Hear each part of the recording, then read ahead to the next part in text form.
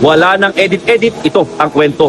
Nandito ako sa Barangay Gisad Surong sa Baguio City kung saan nangyari yung landslide noong nakaraang linggo.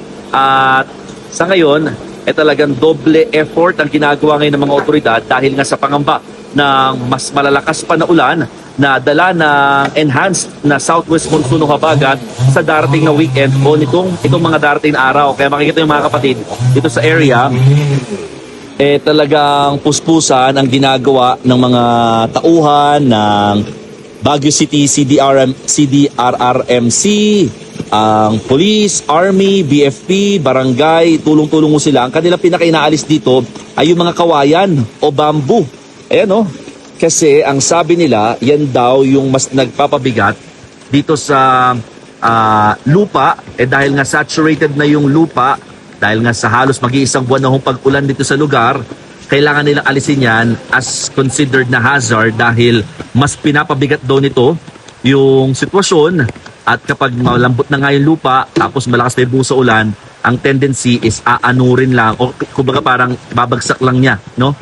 Itong lupa, itutulak pababa, no? So, yun, nandun yung pagpuputol pa nila, pinuputol nila pati yung pinakaugat dahil ito nga dito sa nangyaring landslide, delikado na baka magkaroon ulit ng panibagong pagguho dahil ito na nagkaroon ng pinaka-path, no, or track dito sa area. Malaki-laki ito mga kapatid. Ngayon naglagay na rin ng mga sandbags dito or mga sako na puno ng mga lupa para lang mapigilan pa yung pagbagsak nitong mga lupa dito sa lugar. Kahit malakas ang buhos ng ulan, tuloy-tuloy ang mga otoridad sa area para nga talagang mapaspasan technically, no? Ngayon kasi mga kapatid, talagang buong araw ng inuulan dito sa malaking bahagi ng Baguio City at saka ng Benguet.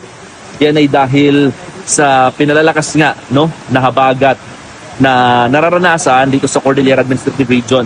Ito talaga malakas pa rin yung stream ng water.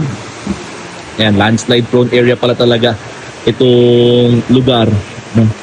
So, tuloy-tuloy ang pagkilos ng ating mga personnel, otoridad ng Baguio City para maiwasan ang panibago o iba pang posibleng trahedya.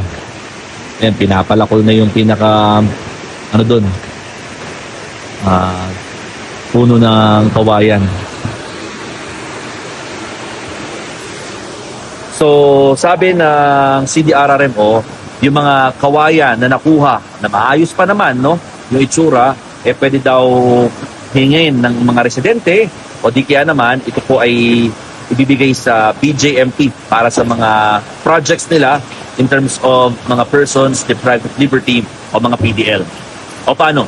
Malakas na po talaga ang ulan. Mag-ingat po tayong lahat, lalo sa mga nasa Cordillera Administrative Region o dito po sa malaking bahagi ng Luzon dahil sa mga pag-ulan dala ng habagat. O paano? Ako po si Mon Gualvez ng News 5 at yan ang istorya ngayong araw.